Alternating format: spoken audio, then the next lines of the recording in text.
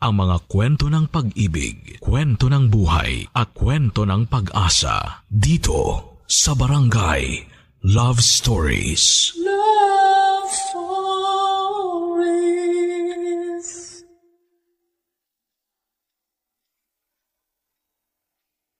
Isa ang pag-ibig sa mga pinakamagandang emosyon na mararamdaman ng isang tao sa mundo. Mahirap itong i-describe dahil may kanya-kanya tayong paraan ng pagmamahal. At kapag ang puso natin nagsimula ng tumibok para sa isang tao, habang buhay na silang mananatili sa ating puso. Pero minsan may mga dagok sa buhay natin na hindi natin inaasahang darating at yon ang gumimbal sa masayang buhay ng letter sender nating si Sam.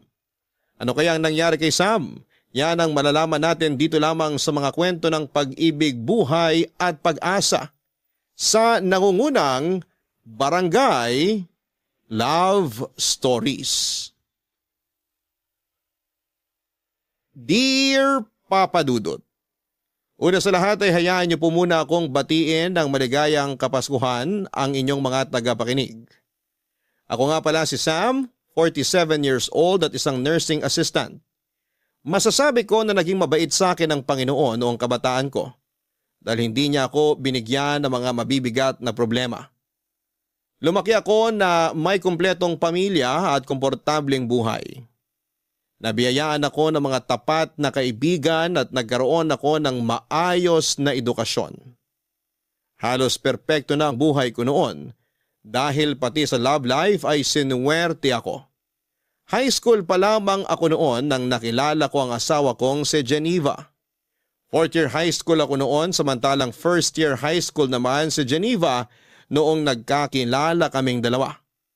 Magkatabi lang noon ang advisory rooms namin sa isang building kaya naman halos araw-araw ko siyang nakikita dati. Unang araw pa lamang ng pasukan ay nahumaling na agad ako sa kanya. Maganda si Geneva, Papa Dudut. Prime and proper siyang tignan. Malinis mula ulo hanggang paa, laging maayos ang buhok nito at walang gusot ang uniform niya at araw-araw na makintab ang kanyang sapatos. Niligawan ko siya, sinagot naman niya ako at isa kami sa mga couple sa school na kilala dahil swak na swak daw kami para sa isa't isa. Para kasing kwento sa mga palabas ang kwento namin. Varsity player ako samantalang school achiever naman si Geneva. Tumagal ang relasyon naming dalawa at isa yon sa mga naging highlight ng high school life ko. Kaso sa kasamaang palad ay naging magulo ang relasyon namin ni Geneva nung pumasok na ako sa college. Mabilis na nag-mature ang perspective ko sa buhay samantalang nagpaiwan naman si Geneva. Nagbago ang standards ko dahil na rin sa bagong environment na pinasukan ko. Sa huli nag-decide kami dalawa na maghiwalay na lamang dahil sa magkaiba naming priority sa buhay. Pero hindi doon natapos ang love story namin, Papa Dudut. Fast forward after 15 years. Muli nagtagpo ang landas naming dalawa ni Geneva habang nakabakasyon ako sa Baguio.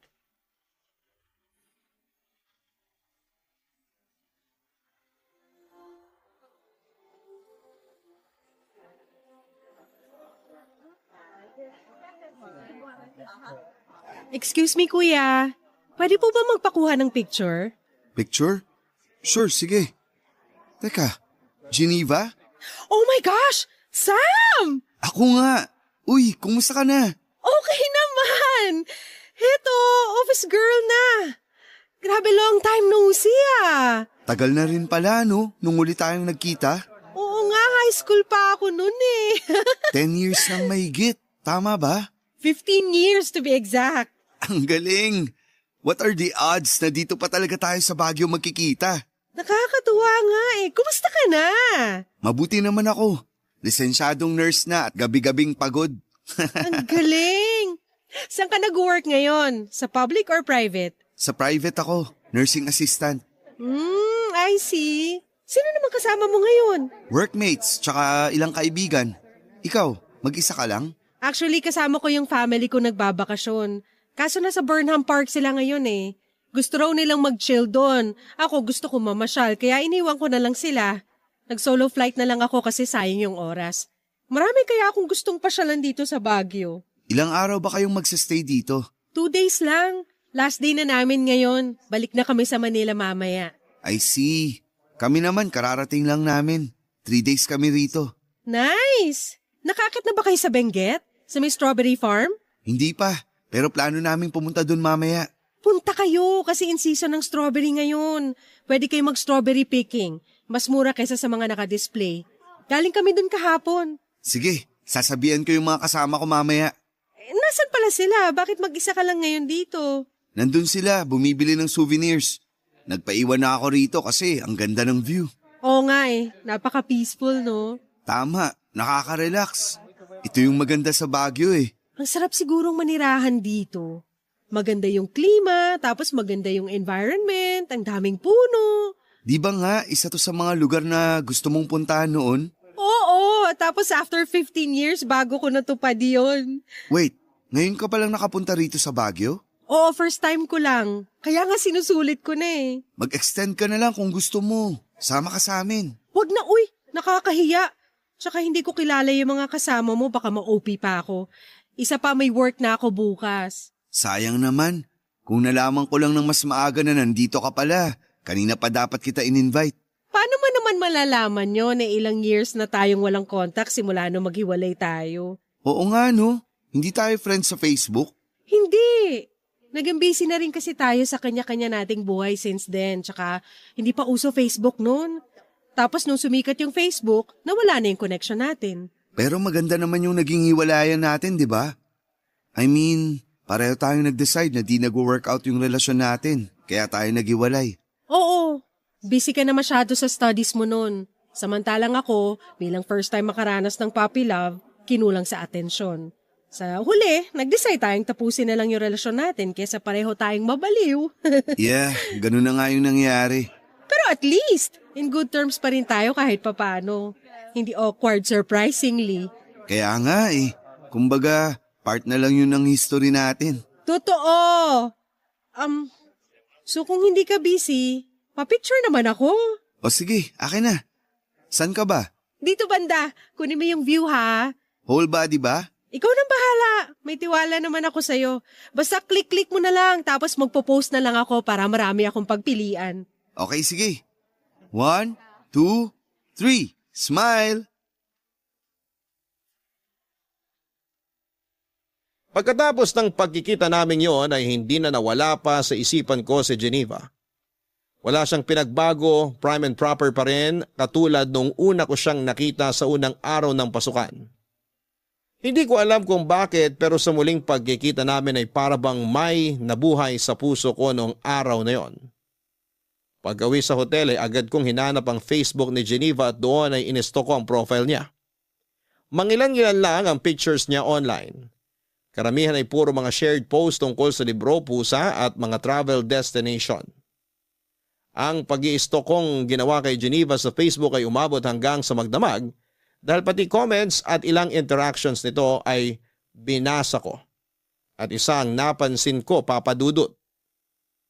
Mukhang hindi pa siya nagka-boyfriend simula noong nagkahiwalay kami. O baka hindi lang siya masyadong ma-post pagdating sa love life niya. Natuwa ko sa kalamang yon hanggang sa napaisip ako, Papa Dudut. What if magkaroon kami ng second chance? Habang iniisip yon ay aksidente akong nakapag-react sa isa sa mga picture nito from 5 years ago. Bigla akong nakaramdam ng hiya. Dahil kapag nag-notify yon kay Geneva ay malalaman niyang ini-stalk ko ang account niya. Kaya bago pa man niya makita ang notification ay inunahan ko na siya. Dali-dali ko siyang inad at saka nag-send ako ng message sa kanya. After 5 minutes ay inaccept niya ang friend request ko at nag-reply sa message ko.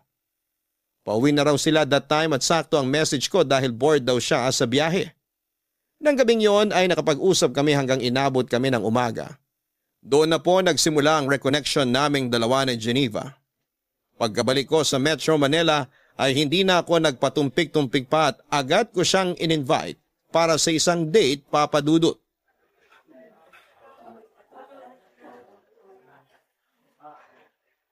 Heto, idagdag mo na sa bill. Wag na, ako na.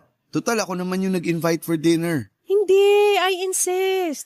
Hati na lang tayo sa gastos. Pagbigyan mo na ako kahit ngayon lang. Ikaw na lang taya sa sunod. Okay, sige. Bahala ka. Maganda rin yung style mo, ha? Anong ibig mong sabihin? Ganyan ba style mo para makakuha ng second date? Hindi Kung gusto ko ng second date, mag-i-invite ulit ako. Hindi ko nahihintayin na yung babae ang mag-aya ng date. Bakit? Gusto mo ba ng second date? Wala namang kaso sa akin kahit ilang dates pa yan. Single naman ako eh. Ikaw, baka may problema sa'yo. Baka mamaya may girlfriend ka pala dyan tapos nakikipag-date ka pa sa ibang babae. Don't worry, wala akong girlfriend. Bakit naman? Ewan ko, baka napagod na rin ako sa dating scene. Hirap mag-alaga ng relasyon lalo na kung di naman nag-work. Minsan, akala mo compatible kayo ng partner mo, pero pagtagal, marirealize mo na hindi pala kayo swak. Well, part yun ng pakikipag-date eh. Trial and error, kumbaga. Kung hindi nag-work, wala kayong magagawa. Pero for me, nasa pag-aalaga yan ng dalawang tao. Kung hindi nyo kayang alagaan yung relationship nyo, hindi talaga kayo mag-work. Kaya nga sabi nila, huwag kang pumasok sa relasyon kung hindi ka pa ready kasi sa relasyon, give and take yan. Hindi pwede yung isa lang yung nagmamahal. Hindi pwede yung isa lang yung nag-e-effort. Parang pagsasayaw lang din yan. Para magkaroon kayo ng rhythm, kailangan nasa parehong tempo kayo. Parang ang lalim naman ng pinanghuhugutan ng mga sinabi mo. May failed experiences na rin naman ako pagdating dyan. Kaya marami na rin ako natutunan. Heartbreaks make your heart stronger. Sabi nga nila, kailangan mo magkamali para matuto. Kailangan mo masaktan para sa susunod, mas magiging maingat ka na sa mga bagay-bagay. Totoo rin naman. Pero minsan, meron din namang mga pagkakamali na kaya pa ring ayusin di ba? Oo, lahat naman ng pagkakamali pwedeng ayusin.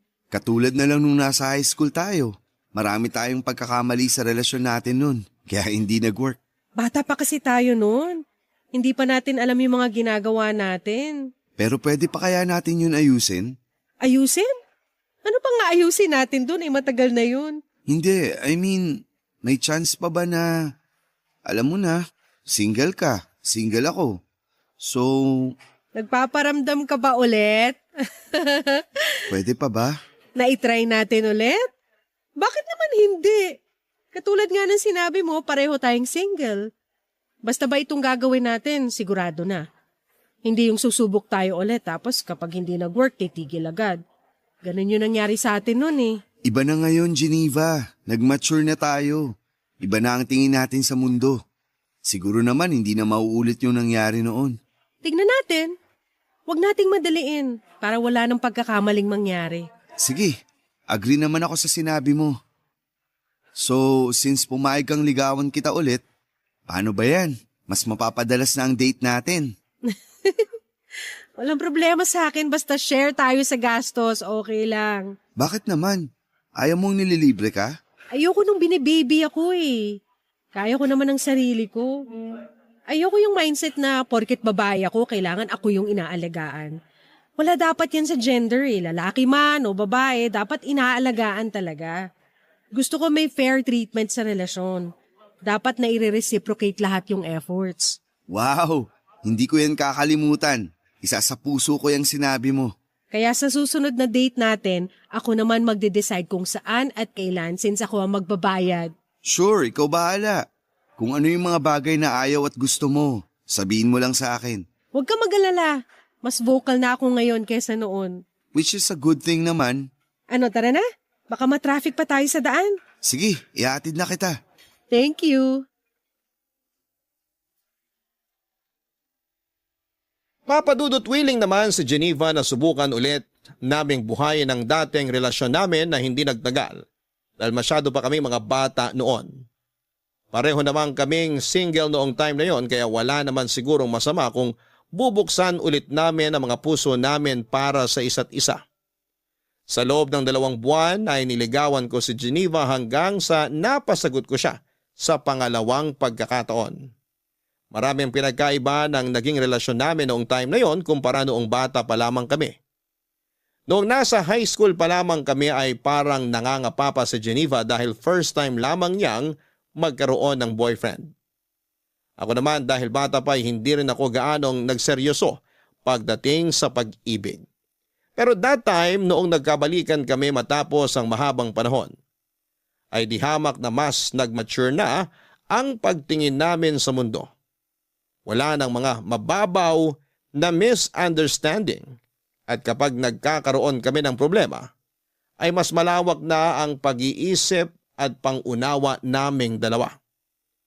Papadudot si Geneva yung tipo ng tao na mabait sa mabait pero kayang-kaya rin niyang alagaan ng sarili niya. May sarili siyang prinsipyo at kaya niyang ipaglaban ang sarili niya nang hindi nang lalamang ng tao. Sobrang in love ako sa kanya noon kaya hindi ko tuloy maisip kung bakit nagawa ko siyang hiwalayan. Noong mga bata pa lamang kami. Sa mga sumunod na taon ay naging maayos ang relasyon naming dalawa. Nabalance namin ang personal life at buhay pag-ibig. Sabi nila hindi kayang pagsabayin ng mga tawang career at love life pero sa kaso naming dalawa ni Geneva ay nakaya naming gawin yon. Nasa tao lang talaga ito kung nasa maayos ba na lugar ang priorities nila sa buhay. Sabi ni Geneva, alam namin ang lugar namin, estado ng relasyon at ang mga goal namin sa buhay kaya kami nagtagal. At sa pagsasama namin yon ay nagkaroon ng blessing noong nagdalang tao si Geneva, Papa Dudut. Bago pa man ipanganak ni Geneva ang panganay namin ay naisipan naming magpakasal. Simpleng wedding lang ang naganap at tanging kamag-anak at close friends lang ang dumalo sa kasal. Naisip kasi namin papadudot na mas magandang maging praktikal na lamang. Ang importante naman sa kasal ay ang pag-iisang dibdib namin ni Geneva at hindi ang mga damit o kung anumang marangyang pagkakagasusan. Sa halip kasi na sa kasal ubusin ang ipon namin ay mas magandang gastusin na lamang namin ito para sa mga pangangailangan ng baby namin. Baby boy ang ipinagkaloob sa aming anak na pinangalanan naming Joseph. Bilang bagong magulang ay mahirap ang naging adjustment namin ni Geneva. Wala kaming kaideya-ideya kung papaano ba bumuhay ng isang bata dahil hindi pa naman namin ito naranasan. Nahirapan man ay mabilis din naman naming natutunan kung paano ang maging magulang kay Joseph. Sa tulong na rin ng mga kakilala at mga nababasa namin sa internet. Noong first time ngang magkasakit ni Joseph ay halos hindi kami nakatulog ni Geneva dahil buong magdamag namin siyang binabantayan. Mabuti na lamang at may kaalaman ako sa medisina. Kahit papaano ay kaya kong bigyan ng karampatang first aid ang anak namin kapag nagkakaroon ito ng sakit. Pero dumating ang araw kung saan ay nagkaroon ng mataas na lagnat si Joseph. Dahil hindi naman namin malaman kung ano ang nararamdaman nito, ay minabuti naming dalhin na lamang sa ospital ang anak namin para masuri siya ng doktor, Papa Dudut. Ilang oras pa kaya bago natin malaman kung ano yung sakit ni Joseph? Maya-maya lang, meron na silang findings. Malalaman ba talaga nila kung anong problema kahit x-ray lang yung kinuha? Actually, for confirmation lang minsan yung x-ray. Katulad sa pneumonia, kapag na-check na ng doktor yung bata based sa symptoms, may initial findings na sila. Magdadagdag lang sila ng iba pang tests para makonfirm kung tama yung diagnosis nila. Pneumonia kaya yung sakit ni Joseph? Yun din ang hinala ko eh. Pero paano naman mahahawa si Joseph ng sakit kung hindi naman natin siya inilalabas? Nasa bahay lang kami lagi eh. Yan din ang palaisipan sa akin eh. Pero, naaalala mo pa ba last week nung nagpunta tayo kina mama at papa? Nung bumisita tayo sa bahay nyo? Oo, masyadong naaliw yung mga kamag-anak ko dun. Pinagpasapasaan nila si baby. Pwedeng dun siya nahawa ng virus o bakterya. Grabe. Ganun ba kadaling mahawa ang bata? Akala ko ba malakas ang immune system ng mga baby? Malakas ang immune system nila, pero hindi pa rin natin maiiwasang mahawaan siya ng ibang tao. 3 kasi yan eh. Kapag pneumonia ang pinag-uusapan, pwedeng dahil sa virus, sa bacteria o fungal infection. Alin doon ang pinakamalala? Madali lang gamutin ang pneumonia, lalo na kapag nasa early stage pa lang. Kung dahil yan sa virus, gamot lang ang katapat niyan. Sana bumalik na yung doktor. Kanina pa ako nag-aalala eh. Nasa ospital na tayo. Sila na ang bahala kay baby. Magtiwala ka na lang sa kanila. Alam nila ginagawa nila. Ganito pala maging magulang, nakaka-stress. Ngayon, gets na natin kung bakit napaka-overprotective sa atin ng mga magulang natin noon. Oo nga eh. Akala ko noon, OA lang sila. Pero ngayong ako na mismo yung nasa lugar nila, overthink talaga ng malala. Tama nga yung sinasabi nila na gagawin ng magulang ang lahat para sa kapakanan ng kanilang anak. Tsaka lang talaga mababagong perspective mo kapag nagkaanak ka na mismo. Sa susunod, mas maging maingat na lang tayo pagdating kay Joseph. Huwag muna natin siyang iharap sa maraming tao. Lalo na ngayon, ang daming sakit na nagkalat dyan. Mahirap din namang sisihin yung mga kamag-anak mo kasi first time lang din naman nilang makita si Joseph nung nagpunta tayo dun. Oo, gets ko rin naman sila. Hindi ko naman sila sinisisi. Hindi ko lang din kasi inaasahan na mahahawaan siya ng sakit dun. Next time, alam na natin kung anong gagawin. Nangangapa pa tayo eh. Kaya hindi talaga maiiwasang magkaroon ng pagkakamali. Hirap talaga kapag may buhay nang nakaasa sa'yo. Nasanay na ako dyan. Marami ng buhay ang inasa sa akin sa ospital eh. Siyempre, nurse ka. Pero iba pa rin kapag buhay na ng kadugo mo yung nakaasa sa'yo eh.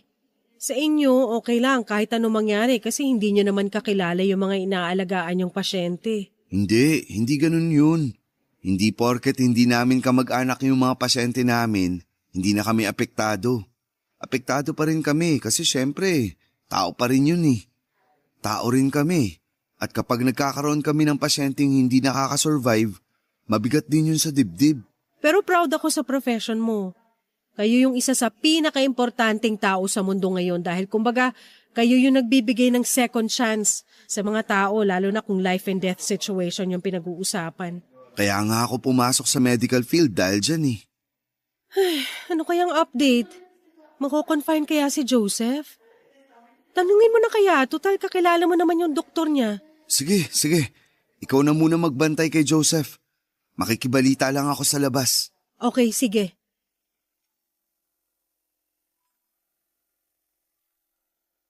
Lumabas na pneumonia nga ang sakit ng anak namin, Papa Dudut. Agad naman siyang ginamot ng doktor at mabilis na bumaba ang lagnat nito. Pagka-discharge ay niresetahan kami ng gamot para ipagpatuloy ito sa bahay. Akala namin noon ay magiging okay na ang bata dahil malaki ang tiwala ko sa doktor na tumingin sa kanya. Pero sa mga sumunod na araw ay biglang bumalik ang lagnat nito at mas lumala pa ang estado ni Joseph. Overnight ay bigla itong nahirapang huminga at nagsimulang magsusuka. Mataas din ang heart rate niya at nung nagsimulang mag-iba ang kulay ng balat nito ay itinakbo na namin siya kaagad sa ospital. Pagdating sa ospital ay natagalan pa bago natignan si Joseph dahil tinawagan pa nila ang doktor nito. Wala pang isang oras ay ibinalita na sa amin ng doktor na papunta na pala sa septic shock ang bata. Ginawa raw nila ang lahat ng makakaya nila pero sa huli binawian na ng buhay si Joseph. Noong time na yon ay ayaw mag-sink in ng balitang yon sa isipan ko. Sobrang in denial ako dahil nitong nagdaang araw ay okay na ang baby namin. Sa sobrang pagkabigla ay parang tumigil ang mundo ko. Hindi nag-function ang utak ko at saka ko na lamang na-realize na totoo nga ang nangyari noong nakita kong halos mapaupo na sa sahig ng ospital si Geneva habang umiiyak. Papadudot 8-month-old lang si Joseph noon at nangyari ang pagkamatay niya 3 araw bago magpasko.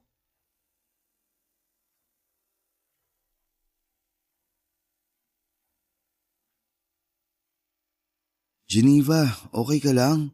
Hindi. Hindi ako okay, Sam. Bukas na ang libing ng anak natin, paano ako magiging okay? Ayaw mo bang magpahinga na muna? Maaga pa tayo bukas. Hindi ako pagod. Buong araw lang naman ako nakaupo rito sa tabi ng kabaong ni Joseph eh. Bakit ko kailangan magpahinga? Baka lang gusto mong magpalit muna tayo ng pwesto. Ako muna magbabantay dyan.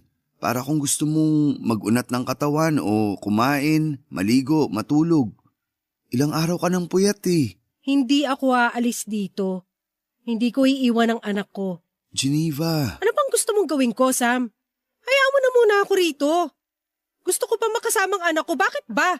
Concerned lang naman ako sa kalusugan mo eh. Ayoko magkasakit ka. Mas maganda nga yun eh, para mamatay na rin ako. Geneva naman. Ginawa ko naman lahat eh.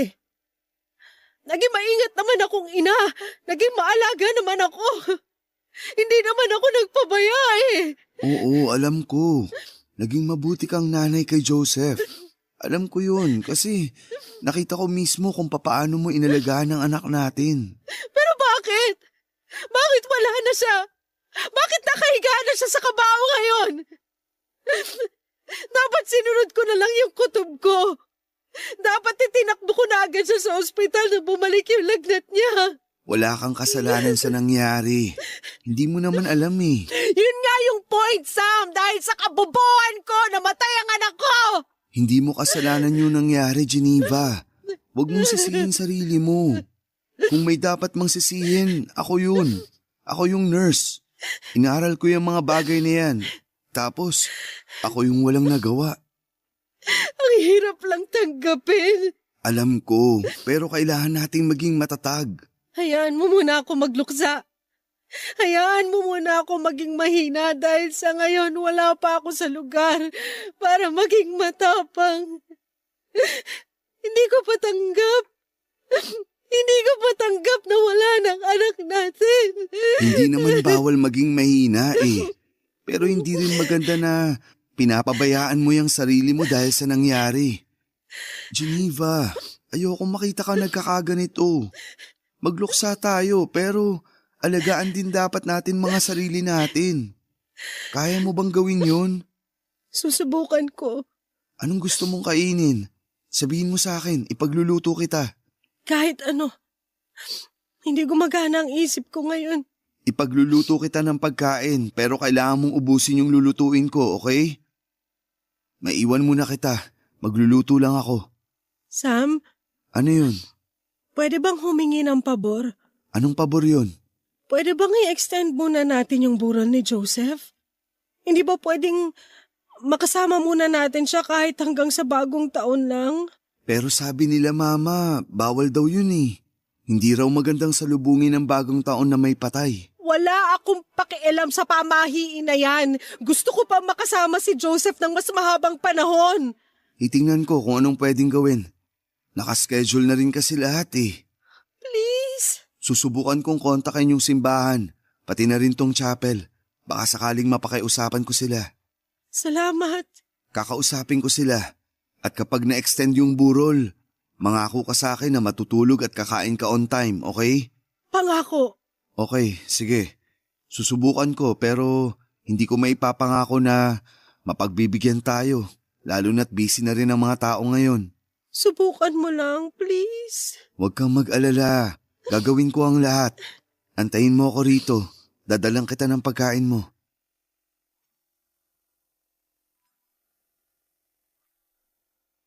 Malaki ang naging epekto ng pagkawala ni Joseph sa relasyon naming mag-asawa, Papa Dudut. Para bang sa mga sumunod na buwan ay hindi na namin na-enjoy ang buhay. Noong nagbagong taon nga ay sa halip na mag-celebrate ay natulog na lamang kami ng maaga. Hindi kaya ng puso naming salubungin ang bagong taong wala na ang anak namin. Pakiramdam kasi namin ay parang wala kaming karapatang magsaya dahil napabayaan namin si Joseph. Mabuti na lang at noong oras na yon, na sobrang napanghihinaan kami ng loob ng asawa ko ay nandoon ang mga kamag-anak at kaibigan namin na naging sandalan at suporta namin sa aming pagluluksa. Sa mga sumunod na taon ay parang lagi nang may puwang sa buhay namin na hindi mapunan-punan. Hindi namin namamalaya na dahil sa nangyari ay unti-unti na naming napabayaan ni Geneva ang pagsasama namin. Ang bawat araw ay naging mabagal. Saka na lang kami napapanatag tuwing natutulog kami dahil yon lang yung time na hindi namin nararamdaman ang sakit ng pagkawala ng anak namin. Pero tuwing gumigising kami, agad din kaming binabalot ng lungkot. Matagal bago namin natanggap ang katotohanan na matagal bago namin napatawad ang mga sarili namin. Sa mga panahon na nagluluksa kami, ay nalayo ang loob sa akin ni Geneva. Nagbago ang ugali nito. Naging malungkutin siya at tahimik at doon ko napansin na nagpatuloy ang pagkasira ng pamilya namin simula noong namatay si Joseph, Papa Dudut. Dahil sa mababang moral naming pareho ni Geneva, napabayaan namin ang buhay namin bilang mag-asawa. Parang bumabangon na lamang kami para gawin ang mga dapat gawin. Ako mismo ang nakasaksi kung papaano unti-unting nawala ang ningning sa dating masayang mga mata ng asawa ko. Inamin sa akin ni Geneva na para bang wala na raw purpose ang buhay niya. Trabaho niya ang maging ina sa anak namin pero hindi man lang daw niya nagawa yon ng maayos. Siyempre Papa Dudut, hindi ko hinayaang ganon ang maramdaman ni Geneva. Araw-araw kong pinapaalala sa kanya kung gaano siya kabuti at kagaling na ina. Walang may gusto sa nangyari at kahit anong pagsisisi pa ang gawin namin ay hindi na nito may babalik pa ang buhay ni Joseph. Kung sabayan ko si Geneva sa kanyang kalungkutan ay hindi maghihilom ang mga sugat namin. Kaya ako na ang kusang bumangon para tulungang makatayo at makabalik sa dati ang asawa ko. Bilang padre di pamilya, ayoko maging ang asawa ko ay mawala sa akin kaya ginawa ko ang lahat para sabay naming magamot ang sugat sa pareho naming puso. Ipinangako ko sa sarili ko na hindi ko hahayaang hilahin kami pababa ng trahedyang nangyari sa buhay namin. Ako ang nagsilbing motivation ni Geneva para magsimula ulit at hindi ako pumayag na hindi ko may babalik ang dating Geneva na malakas, matapang at puno ng positibong pananaw sa buhay.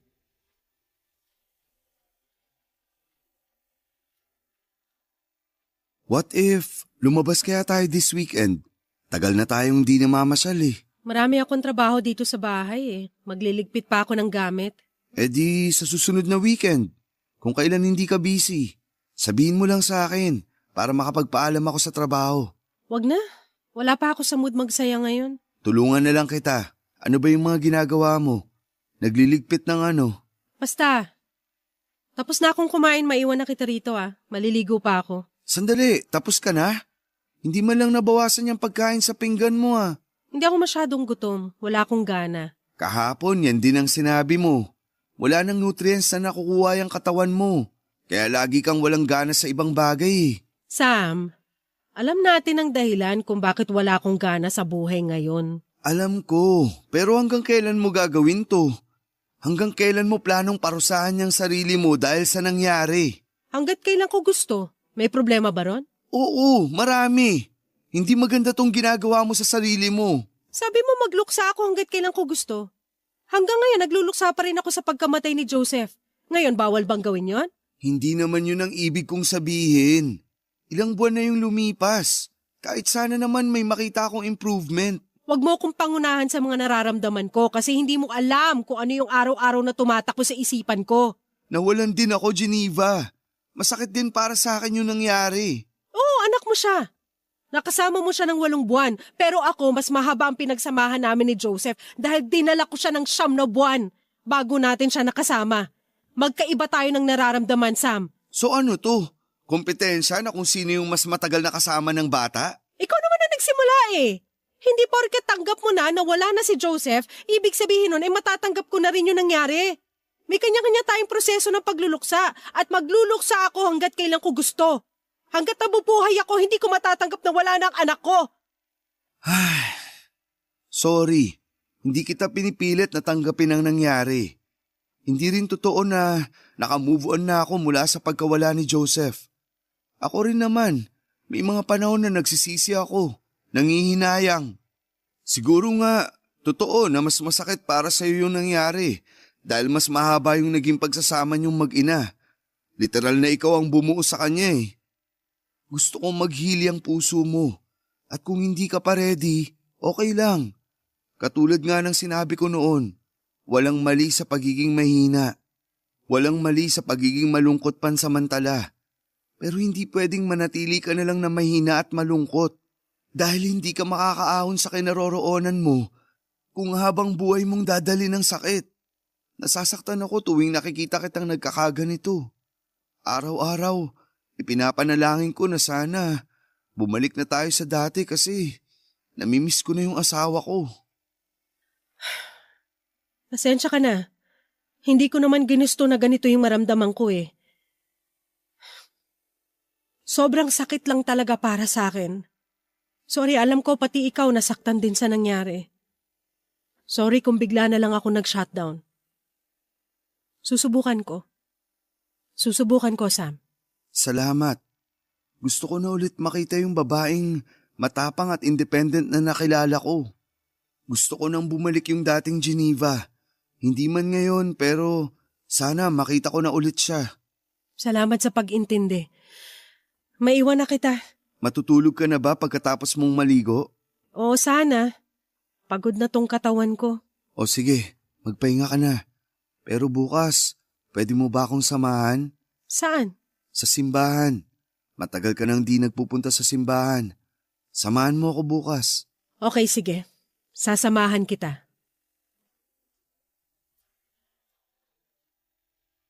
Ganun na nga po ang ginawa namin ni Geneva, Papa Dudut. Nagtulungan kami para makabangon mula sa nangyari sa aming pamilya. Pilit naming kinalimutan ang masamang pangyayaring yon sa buhay namin at sinubukan itong ibaon na lamang sa nakaraan sa pamamagitan ng paggawa ng bagong memories. May times na nagkakaroon kami ng relapse, lalo na tuwing may mga importanteng okasyon sa buhay namin at naaalala naming hindi na kami kumpleto. Pero time heals, ika nga nila.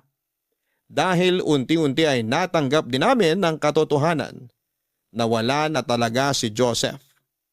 Nag-focus ako sa trabaho para makalimot samantalang si Geneva naman ay naghanap ng mga bagong pagkakabalahan para maibsan ang kanyang pangungulila. Thankfully ay nagkaroon ng magandang balita sa buhay namin matapos ang mahabang kalungkutan noong nalaman naming buntis si Geneva. Sobrang saya naming pareho dahil nagkaroon kami ng second chance para maging magulang ulit. That time, babae naman ang naging anak namin, Papa Dudut, at pinangalanan namin itong Lorraine.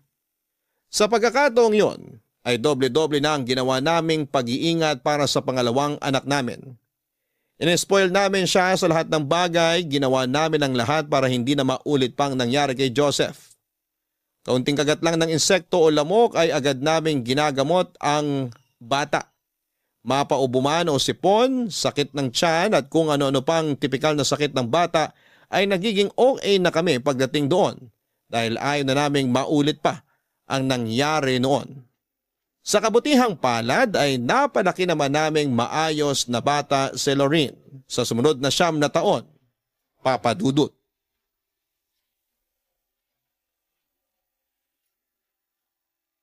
Salamat po. Keep the change na lang po. Oh, ayun na yung favorite mong puto bumbong. Salamat, Daddy! Isa lang po binili nyo. Wala po kayong binili para sa inyo ni Mami? Sa susunod na lang. Busog pa ang daddy mo eh. Ako naman pass muna kasi kumain na ako niyan kahapon. Ikaw hindi ka ba nagsasawa dyan? Araw-araw ka nang kumakain yan ah. Mamaya maging kakulay mo na yung puto bongbong. Sige ka. Never po ako magsasawa sa puto bongbong. Ito na po yung best food sa buong mundo. Ay sus, basta talaga simbang gabi. Automatic nang may kasamang puto bumbong no. Kaya nga mas maaga pa tong nagigising kaysa sa atin eh. Puto bongbong lang yata habol mo kaya ka nagsisimbang gabi. Hindi po. Siyempre, nagpupunta po ako sa church para mag-pray kay Jesus. Ano namang pinipray mo? Na ano po, sana po maging healthy kayong dalawa ni Mami. Ang sweet naman ng baby ko. Alam mo ba na kapag nakompleto mo raw ang simbang gabi, magagrant yung wish mo ngayong Pasko? Talaga po? Oo. Kaya po siguro hindi natupad yung hiling ko last year kasi hindi natin nakumpleto yung simbang gabi. Teka, hindi ba natin nakumpleto yung last year? Hindi yata. Hindi ko na rin maalala eh. Hindi po natin nakumpleto. Nakasulat po yun sa diary ko, kaya alam ko po yun. Last year po kasi, may work po sa hospital si Daddy. Tapos, puyat ka rin po, Mami. Kaya po hindi tayo nakapunta. Tanda mo pa talaga yun? Opo. Kaya please po, kumpletuhin natin tong simbang gabi ngayon para naman po makahiling po ako sa Pasko. Ano bang hiling mo sa Pasko? Secret po. Baka po hindi magkatotoo eh. Sabihin mo na. Promise ko, kukompletuhin natin ngayon ang simbang gabi para magkatotoo yung wish mo. O sige na nga. Sasabihin ko na nga po. Ang hiling ko po ngayong Christmas, sana po magkaroon na ako ng baby brother. Gusto mo pa magkaroon ng kapatid? Opo, palagi ko po yung pinagpe-pray bago ako matulog eh. Ayaw mo bang maging only child? Para ikaw lang ang princess namin? Gusto ko po nang may kalaro ako eh. Ang boring po sa bahay kapag pareho kayong busy ni Mami. Hayaan mo, ako na lang magiging playmate mo. Ayoko po. Gusto ko po baby brother. Lagot ka, gusto pa raw ng isa oh. Kasalanan mo to eh. Sinabi mo pa kasi na kailangang humiling kapag nakumpleto yung simbang gabi. Napasubo tuloy tayo. Hindi ko naman alam na kapatid pala ang gusto nito. Kala ko, laruan o gadget lang yung wish niya. Para sana magka-idea ako kung anong ireregalo ko sa kanya sa Pasko eh. Paano ko ibabalot yung baby niyan? Paano ka makakabuo ng baby na aabot sa Pasko? Yun ang problema. Eh di next year na lang. Seryoso ka? Siraulo ka talaga. Bakit? Ayaw mo na ba? Hindi sa ayaw. Ang tanong, kaya ko pa ba? Magfo-42 na ako next year. Hindi na kaya ng katawan ko magkaanak ulit. Ikaw na lang kung gusto mo. Eh kung pwede lang sanang magbuntis ang lalaki. Ako na lang yung magbubuntis. Daddy, Mami, naririnig ko po kayo. Okay lang naman po kung hindi na ako pwedeng magkaroon ng kapatid. Bigyan niyo na lang po ako ng tablet. O ayan, narinig mo, humihirit. Tablet daw. Tignan natin kung makakapunta si Santa sa atin ngayong Pasko. Baka bigyan kanya ng tablet. Pwede rin pong papi para naman po meron akong kalaro. Mas maganda nga yun. Matagal ko na rin gusto magkaroon ng aso. O sige, mag-a-adapt tayo ng papi in one condition. Ano po yun? Need mong makumpleto ang simbang gabi, okay? Oo naman po! Wala pong problema yon. Basta ba hindi kayo masyadong busy ni Mami eh. Para po may kasama akong pumunta sa church. Yun naman pala eh. No problem yan. O siya, umuwi na tayo. May pasok pa ang daddy mo mamaya.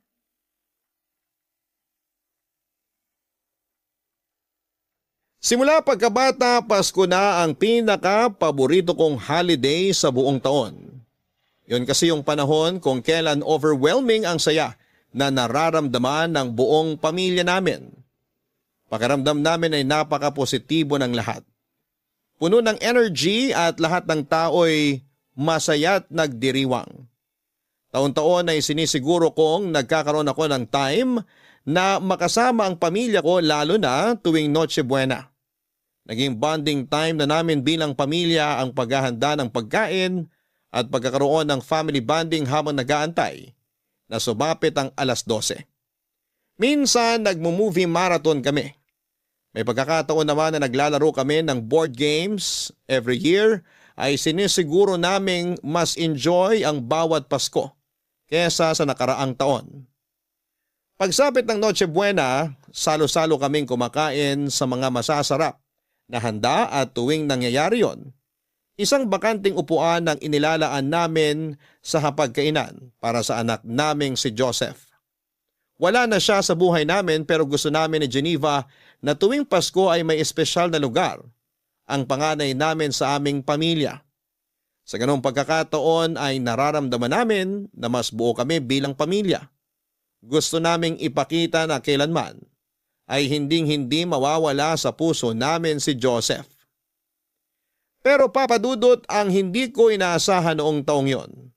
Sa halip na isang bakanting upuan lang ang kailangan kong ihanda sa pagsapit ng Pasko, ay 2 upuan pala ang mababakante sa mismong araw ng Noche Buena.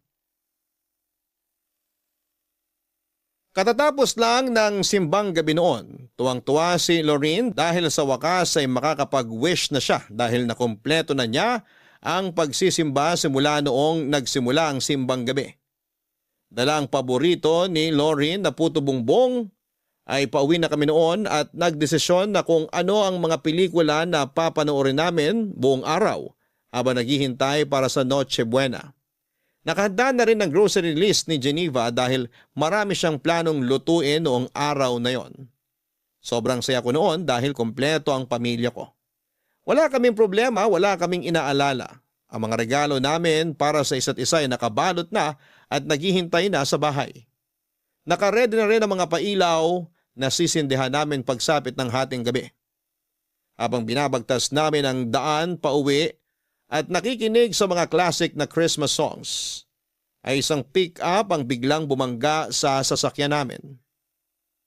Napuruhan ang likod ng sasakyan kung saan ay nakaupo si Lorene. Pagkaramdam ko sa impact ng banggaan ay biglang lumubog ang puso ko. Agad na pumasok sa isipan ko ang anak ko. Natakot ako para sa kanya at biglang nanumbalik ang bigat ng puso ko 9 years ago nung nabalitaan kong patay na si Joseph. Ayokong mangyari ulit yon, Papa Dudut, pero yon ang nasa isip ko habang nagpapaikot-ikot ang sasakyan namin. Kahit nahihilo ay agad akong lumabas ng sasakyan para i-check ang anak ko. Duguan nito at wala nang malay. Agad ako nagsagawa ng first aid samantalang tumawag na noon ng tulong si Geneva. Mabilis kaming nakarating sa ospital at doon ay agad na binigyang lunas ang anak namin. Sam, okay ka na ba? Oo, na-dislocate lang tong braso ko pero hindi na kailangang operahan. Mabuti naman. Ikaw, okay ka lang ba? Wala ka bang sugat? Wala, may ilang galos at pasalang ako. Malaking tulong yung suot kong seatbelt kaya hindi ako napuruhan. Salamat sa Diyos at okay ka lang. Si Lorene? Wala pa siyang malay. Natahi na yung sugat niya sa braso. Tinamaan siya ng bubog eh. Kinukunan na siya ng CT scan ngayon para malaman kung may internal damage ba siya. Diyos ko, bakit ba ito nangyari kung kailan magpapasko? Kasalanan ko to eh. Aksidente yung nangyari at wala kang kasalanan dun. Huwag mong sisihin ang sarili mo. Maayos na naging pagpapatakbo mo ng sasakyan. Kung may kailangan managot, dapat yung pick-up yun. Hindi nagminol sa intersection yung driver eh. Ano palang balita tungkol dun? Kumusta yung mga sakay ng kabilang sasakyan? Wala naman daw napuruhan sa kanila. Nakausap ko yung driver. Nandito rin sila sa ospital ngayon. Maya-maya may pupuntang pulis dito para mag-imbestiga. Gusto ko silang makausap. Nasaan sila? Sam, wag na. Pasko ngayon. Malala na tong nangyari sa atin kaya hayaan mo na lang muna sila. Paano ngayaan? Hanggang ngayon wala pang malay ang anak natin dahil sa kanila. Nasira raw yung brake ng sasakyan nila. Nakausap ko na. Humihingi na sila ng tawad sa nangyari. Tutulong naman daw sila sa mga gastos natin dito sa ospital. Hindi nila tayo tatakbuhan. Dapat lang. Kapag may nangyari talaga kay Lorene, pananagutin ko sila. Walang mangyayaring masama kay Lorene. Magtiwala ka lang sa Diyos. Sabihan mo ko kapag nandito na yung mga pulis. Gusto ko magsampa ng kaso sa mga bumangga sa atin. Reckless driving yun. Sam, wag mo na munang isipin yan. Mag-focus na lang muna tayo kay Lorene. Hindi maganda na galit at sama ng loob yung nananaig sa emosyon natin ngayon. Ang kailangan natin, kumalma, okay? Huminahon ka muna. Dapat nasa bahay na tayo ngayon eh. Dapat nagpe-prepare na tayo para sa Noche Buena. Hindi dapat tayo nandito ngayon. Wala na tayong ibang magagawa kundi harapin kung ano man tong nangyayari sa atin ngayon. Kapag bumalik na si Lorene, pwede naman nating dalhin yung handa natin dito, di ba? Dito tayo mag-celebrate ng Pasko. Paano tayo makakapag-celebrate kung ganito ang estado natin ngayon? Kung gusto, may paraan. Pwedeng-pwede tayo mag-celebrate kahit ganito ang nangyari sa atin. Pero paano kung may Huwag masamang... mong isipin yan. Walang mangyayaring masama kay Lorene, okay? Makakaligtas siya. Hindi ko kakayanin, Geneva. Kapag mawalan na naman tayo ng anak. Huwag naman sana. Hindi na tayo mawawalan. Hindi ako papayag na mangyari ulit yon. Natuto na tayo sa nangyari dati, di ba? Gawin natin ang lahat para maligtas si Lorene. Magtiwala tayo sa mga gumagamot sa kanya at manalig tayo sa Diyos. Tsaka malaki raw yung naitulong ng first aid na ginawa mo sa kanya kanina eh. Napahinto mo agad yung pagdurugo ng sugat niya eh, kaya hindi siya gaanong nawala ng dugo. Mabuti naman kung ganun. Natawagan mo na ba sina Mama at Papa? Alam na ba nila yung nangyari? Oo, na-update ko na sila. On the way na raw sila. Nagpadala ko ng damit para makapagbihis tayo. Sabihan mo silang mag-ingat. Oo, papaalalahanan ko ulit sila mamaya. Halika na, pumunta na lang muna tayo sa kwarto ni Lorene. Doon na tayo maghintay. Sige. Ikaw, wala bang masakit sa'yo? Magpacheck ka muna kaya. Okay lang ako, walang masakit sa akin. Sure ka? Oo, na-check mo na ako kanina, di ba? Gusto ko lang makasiguro. Huwag mo na akong alalahanin. Okay na okay ako. Nang gabing yon ay sa ospital na kami nag-celebrate ng Pasko. Malaki pa rin ang pasasalamat ko dahil kahit sugatan ay kumpleto at safe na ang pamilya ko.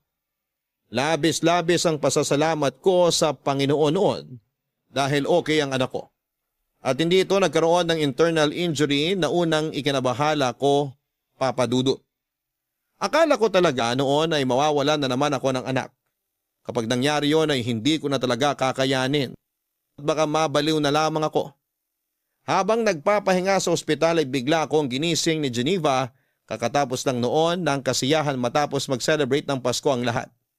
Mag-uumaga na noong sabihan ako ni Geneva na hindi maganda ang pakiramdam niya. Bigla na lang itong nagsusuka. Masakit daw ang ulo niya at nahihilo siya. Saka lang nag-sink in sa akin ang isang realisasyon. Sa sobrang pag-aalala ko kay Lorraine ay hindi ko na na-check ang asawa ko pagkatapos ng aksidente. Wala din naman kasi siyang anumang matinding sugat na tinamo maliban sa mga pasa at galos. Sa katunayan ay siya pa ang nagbantay sa amin habang pareho kaming ginagamot ng mga doktor ni Lorraine. Akala ko ay okay lang ang asawa ko. Pero noong nalaman kong may masama itong nararamdaman, ay agad akong nagpatawag ng nurse. Bago pa man sila makarating ay nawala na ng malay si Geneva at nag-seizure na siya, Papa Dudut. Agad siyang tinignan ng doktor at makaraan ng ilang oras ay dumating sa akin ang balitang wala na ang asawa ko. Nagkaroon daw siya ng internal bleeding sa utak at huli na ang lahat. Ayon sa doktor ay hindi siguro agad naramdaman ni Geneva na may dinadamdam siyang sakit dahil na rin sa adrenaline at sobrang pag-aalala para sa amin ng anak ko. Papa Dudut, muling gumuho ang mundo ko ng araw na yon.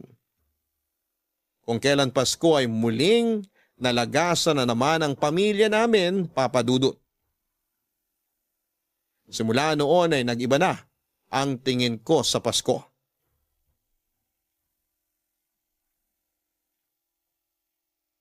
Daddy, sisindihan ko na ba yung kandila para kina Mami at Kuya Joseph?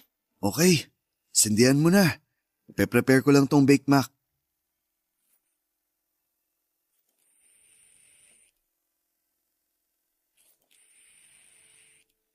Ayan, nasindihan ko na.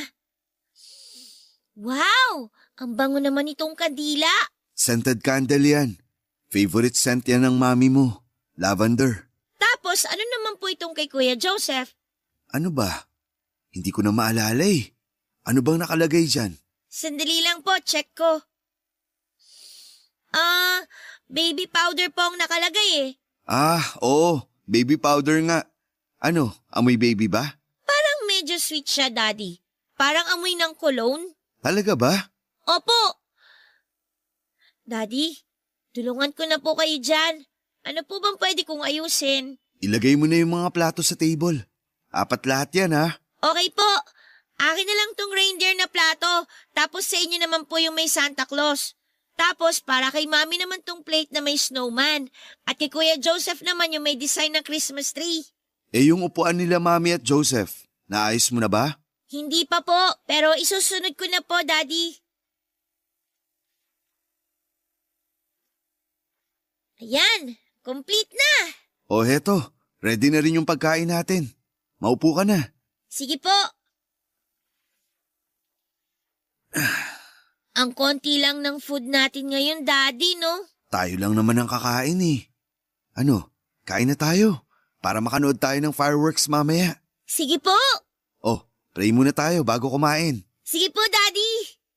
In the name of the Father, and of the Son, and of the Holy Spirit. Amen. Panginoong Diyos, maraming salamat po sa biyaya ng buhay at sa mga pagkaing ipinagkaloob ninyo sa amin. Sa gabing ito ng bisperas ng Pasko, kami po'y nagpapasalamat sa pagdiriwang ng pagdating ng aming tagapagligtas, si Jesus. Naway maging daan ang aming pagtitipon para magkaisa sa pagmamahal, pagkakaisa at pagpapatawad. Pagpalain po ninyo ang aming pagkain at ang bawat isa sa amin. Sa pagkakataong ito, inaalala rin po namin ang mga mahal naming pumanaw. Lalo na po sa araw na to, sa anibersaryo ng pagpanaw ni Geneva at Joseph. Kami po'y nagdarasal para sa kanilang mga kaluluwa. Naway maramdaman nila ang iyong kapayapaan at pag-ibig sa kabilang buhay. Gabayan po ninyo kami sa patuloy na pag-alala at paggalang sa kanilang mga alaala. Lord, sana po maging happy ang Christmas ni na Mami at Kuya Joseph dyan sa langit. Nag-prepare po kami ng space para po sa kanila dito. Ang hiling ko po ngayong Pasko, sana po maging masaya na ulit si Daddy katulad ng dati. In Jesus' name we pray. Amen. Amen. Bakit naman yun ang winish mo para sa akin? Hindi ba ako happy? Parang hindi po kasi kayo happy eh. Happy naman ako kasi nandyan ka. Medyo malungkot lang kasi hindi tayo kompleto. Pero masaya ako ngayon. Daddy, miss niyo na po ba si Mami? Oo naman. Miss na miss ko na ang mami mo. Sobra. Miss ko na yung taon-taon na panonood natin ng mga Christmas movie. Miss ko na yung mga luto niya. Miss ko na siyang yakapin. Ako rin po, miss ko na rin po si Mami. Ipag-pray na lang natin siya palagi na sana happy na siya sa heaven kasama ang Kuya Joseph mo. Sa tingin mo po ba, Daddy, nag-celebrate din kaya sila ng Christmas sa heaven? Oo naman. Sigurado akong magkasama sina Mami at Joseph doon ngayon. Nasa isang table din sila katulad ng ginagawa natin. Tapos may 2 upuan din sila doon para sa atin katulad dito na may 2 upuan din sila na naka-ready. Tapos sabay po tayo nagsa-celebrate at kumakain? Oo, parang gano'n na nga. Hindi man tayo magkakasama, pero parang kasama na rin natin silang nagse-celebrate.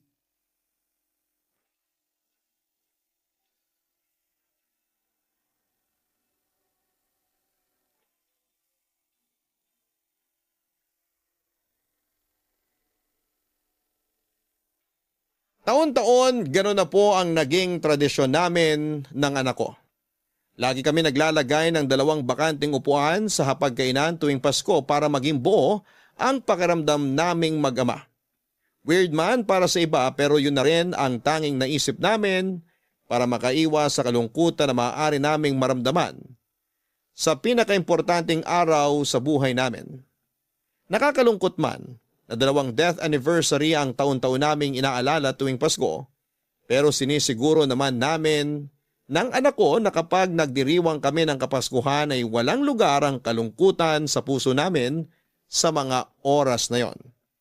Papadudot, hindi na po ako nakapag-asawang muli at kung ako ang tatanungin ninyo ay wala na akong planong mag-asawa pa. Ang pag-ibig ko ay para kay Geneva ay mananatili na sa puso ko habang buhay at hindi ko na ma-imagine pa na ibigay ito sa ibang babae.